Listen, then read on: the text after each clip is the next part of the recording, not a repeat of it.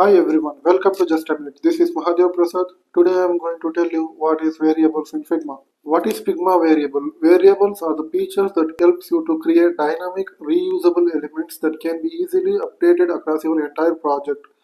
The variables available in Figma: color variable, number variable, string variable, and boolean variable.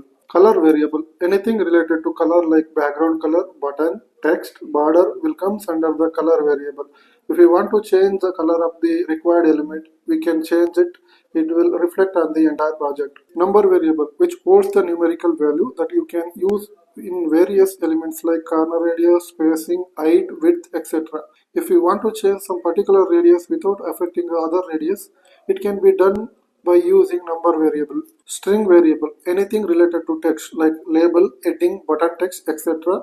will comes under string variable. At any point of time, if you want to change some text, we can update using string variable. Boolean variable, it stores one of the two possible values, true or false. In this cart page example, if we want to add or remove items by clicking plus or minus, we can do it by using Boolean variable. For more informative video from each variables, please watch our upcoming videos on the Figma variable series. Thanks for watching. If you found this video helpful, don't forget to like, share and subscribe for more videos.